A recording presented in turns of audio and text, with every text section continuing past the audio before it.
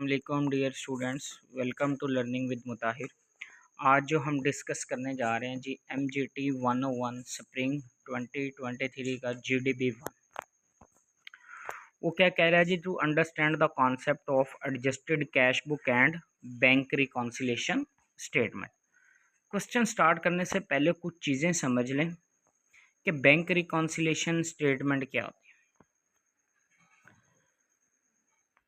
जब cash book और bank statement के बैलेंस इक्वल ना आ रहे हों तो हम बैंक रिकॉन्सिलेशन स्टेटमेंट बनाएंगे। कौन बनाएगा? बिजनेस का अकाउंटेंट बनाएगा। कैश बुक कौन मेंटेन करता है? बिजनेस का जो अकाउंटेंट है वो मेंटेन करता है। बैंक स्टेटमेंट कौन बनाता है?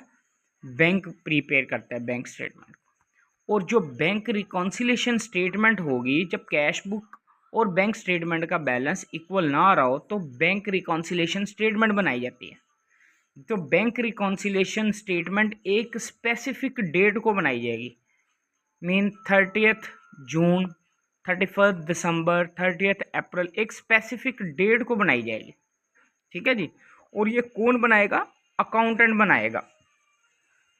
जब कैश बुक और पासबुक के जो बैलेंस हैं उनके जो डिफरेंस की वजह बनते हैं ना, वो दो वजह हो सकती है, एक एडजस्टिंग और एक रिकॉन्सिलिंग डिफरेंस। एडजस्टिंग डिफरेंस क्या होते हैं?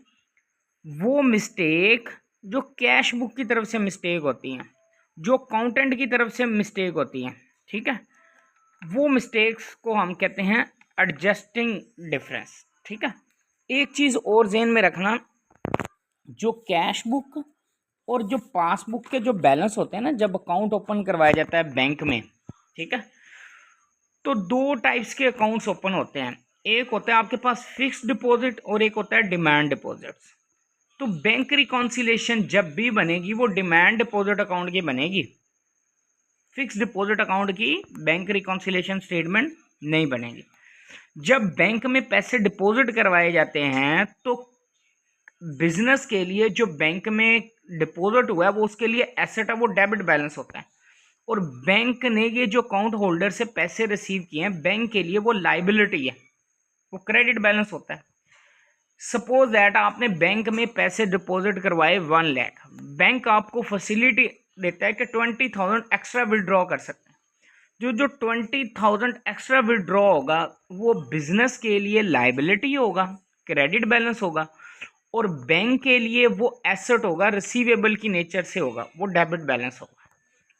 अब हम क्वेश्चन स्टार्ट करते हैं जी। कहता है जी, Rahim and sons has a business bank account in local bank for an internal control the accountant of Rahim sons records all deposit and withdraw related to the business bank account in bank columns of the cash book which show overdraft balance of ₹1 lakh on 30 April. अब वो क्या बता रहा है? वो कह रहा है जी, ये आपके पास कैश बुक का ओवरड्राफ्ट बैलेंस है 1 लाख ऑन 30 अप्रैल। अभी तक जो हमें उसने बैलेंस दिया है वो कैश बुक का ओवरड्राफ्ट बैलेंस दिया है। On the other hand the bank also record such movement of funds in the business bank account. The record of bank column of cash book maintained by the accountant should be similar to the recorded entries in business bank account at bank. Rahim and Sons received a bank statement at the end of the April from bank.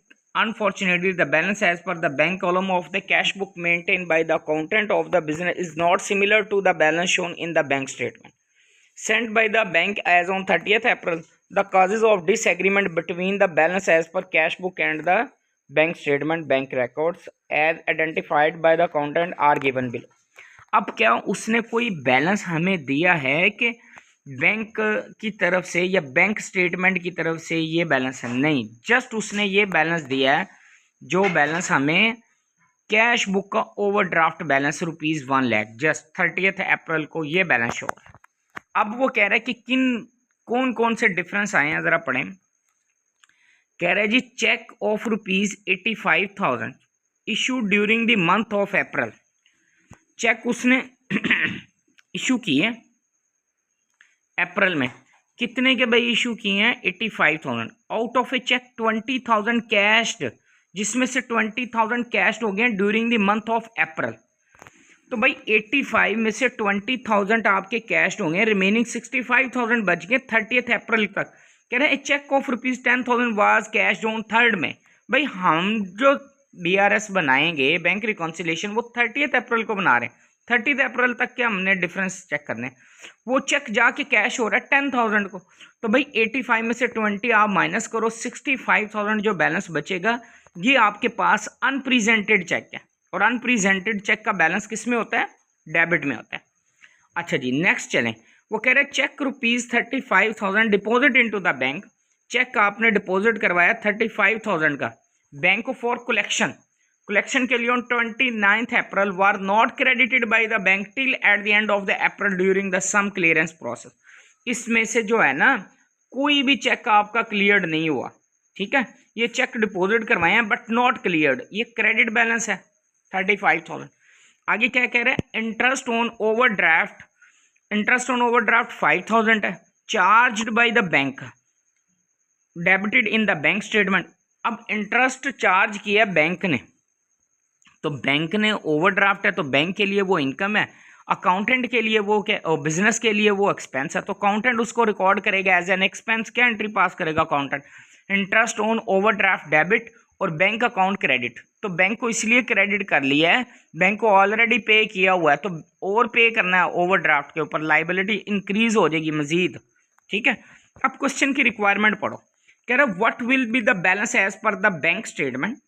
कहता what will be the balance as per bank statement after reconciliation the mention causes of disagreement. कहता जी causes of disagreement as on 30 April. आप bank reconciliation statement बनाओ और causes find out करो। अच्छा जी what will be the effect of interest on overdraft ₹5,000 charge by the bank if not adjusted in the. कहता है what will be the effect of interest on overdraft 5,000 charge by the bank की तरफ से if not adjusted, अगर ये adjust नहीं किया गया in the bank column of cash book, just mention the fact as adjusted balance as per bank column of cash book over. ये बताओ कि जब हमने इस इंटरेस्ट ऑन ओवरड्राफ्ट को एडजस्ट कर दिया है तो आपके पास एडजस्टेड के बाद बताओ कि इसका प्रॉफिट, इसका ओवरस्टेटेड बैलेंस होगा या अंडरस्टेटेड होगा या नो इफेक्ट होगा। अच्छा करते हैं सोल्यूशन भी इसका। What will be the effect of unpresented cheque on adjusted cash book balance while preparing the adjusted cash book. भाई जब एडजस्टेड कैश बुक बनाई जाती है उसके अंदर अनप्रेजेंटेड चेक का बैलेंस का तो कोई इफेक्ट होगा ही नहीं, ठीक है, क्योंकि हम एडजस्टेड कैश बुक या रिवाइज्ड कैश बुक जब बना रहे होते हैं उसके अंदर जो चीज़ें बैंक में रिकॉर्ड नहीं हो जाती थी उनको तो रिकॉर्ड करते ही नहीं। जो चीज़ें कैश बुक में रिकॉर्ड नहीं होती वो उनको हम रिकॉर्ड करते हैं, इसीलिए तो हम उसको एडजस्टेड या रिवाइज्ड कैश बुक कहते हैं। तो ये अनप्रेजेंटेड जो चेक थे इसका कैश बुक में रिकॉर्ड हुआ था, बैंक स्टेटमेंट में रिकॉर्ड नहीं हुआ था, इसलिए इसका कोई इफेक्ट नहीं होगा। चलें अब आए हम सोल्यूशन डिस्कस करते हैं। अच्छा जी सोल्यूशन में देखें, सबसे पहले जी आप ऊपर लिखें जी ये कैश बुक है और ये कैश बुक का बैंक कॉलम है, या इसको लिख लो रिवाइज्ड कैश बुक। अब वो कैश बुक का उसने ओवरड्राफ्ट बैलेंस दिया था, तो कैश बुक का ओवरड्राफ्ट बैलेंस क्रेडिट में होता है, तो हमने ओपनिंग बैलेंस लिख दिया, बैलेंस ब्रॉट डाउन। ये आपके पास ओपनिंग बैलेंस आ गया ब्रॉट डाउन 1 लाख। अब उसने क्वेश्चन में इंटरेस्ट ऑन ओवरड्राफ्ट था, तो इंटरेस्ट ऑन ओवरड्राफ्ट की आपके पास क्या एंट्री बनती थी? Interest on overdraft account debit, bank account credit. तो बैंक में कौन सा बैंक कॉलम ही है क्रेडिट हो रहा है, तो बैंक अकाउंट क्रेडिट हो रहा है, किस वजह से भाई? इंटरेस्ट ऑन ओवरड्राफ्ट की वजह से, ये लिख दी। अब क्रेडिट साइड का बैलेंस आपके पास 1,05,000 आ गया, ठीक है, डेबिट में कोई चीज़ नहीं है, यही आपके पास बैलेंस फिगर में चला गया 1,05,000। अब आपने जी अच्छा इस सब्जेक्ट में किसी बच्चे को कोई प्रॉब्लम आ रही है, कोई चीज़ समझ नहीं आ रही, तो मेरे व्हाट्सएप वाले नंबर पे कांटेक्ट कर ले, हम उसको सॉल्यूशन फाइल भी प्रोवाइड कर देंगे, और सेकेंडली इस सब्जेक्ट्स की जो भी प्रॉब्लम्स आ रही हैं वो भी डिस्कस कर सकते हैं। इसके अलावा फिन के, MGT के, MGMT के, HRM, BN के, CS, मैथ, किसी भी सब्जेक्ट्स में किसी बच्चे को सॉल्यूशन फाइल चाहिए या क्लासेस चाहिए तो मिल जाएंगे। इसके अलावा कंप्लीट LMS, कोई बच्चे जॉब होल्डर हैं वो टाइम नहीं दे पा रहे अपनी प्रॉपर स्टडी को, उनकी एक्टिविटीज़ जो है ना वो मिस ना हो जाए, उनके कंप्लीट एलएमएस का टास्क भी हम करते हैं हैंडल। तो वो टिल फाइनल एग्ज़ाम तक जो भी असाइनमेंट क्विज जीडी पे आएंगे उसको हम कर देंगे कंप्लीट बच्चों के, ठीक है। अब नेक्स्ट देखें जी, आपके पास bank reconciliation statement, balance as per revised cash book. Revised cash book से हमारे पास कितना बैलेंस आया था 1,05,000, ये क्रेडिट बैलेंस था, ये क्रेडिट बैलेंस लिख दिया। अब उसने कहा था जी अनप्रेजेंटेड चेक, अनप्रेजेंटेड चेक में उसने 85,000 चेक इशू किए थे, जिसमें से 20,000 प्रेजेंट हो चुके थे, बाकी नहीं हुए। अनप्रेजेंटेड चेक का बैलेंस डेबिट में। अब देखो क्रेडिट बैलेंस 1,05,000 है, डेबिट बैलेंस 65,000, तो इसलिए इसमें से इसको लेस कर देंगे। अब आपके पास आ गया जी cheque deposit but not credited, उसने 35,000 के चेक डिपॉजिट करवाए थे लेकिन वो क्लियर नहीं हुए थे, क्रेडिट बैलेंस है। अब क्रेडिट में क्रेडिट क्या हो जाएगा जी, ऐड हो जाएगा। ये आपके पास balance as per bank statement, या इसको बोल दो कि ये आपके पास बैलेंस शो करवाएगा वो 5,000, ठीक है जी।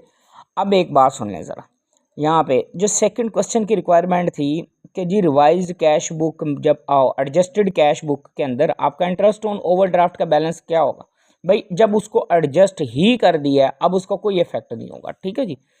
किसी बच्चे को सोल्यूशन चाहिए तो व्हाट्सएप वाले नंबर पे कांटेक्ट कर ले, चैनल के साथ जुड़े रहिए, इंशाल्लाह नेक्स्ट वीडियो में मिलते हैं। अल्लाह हाफ़िज़।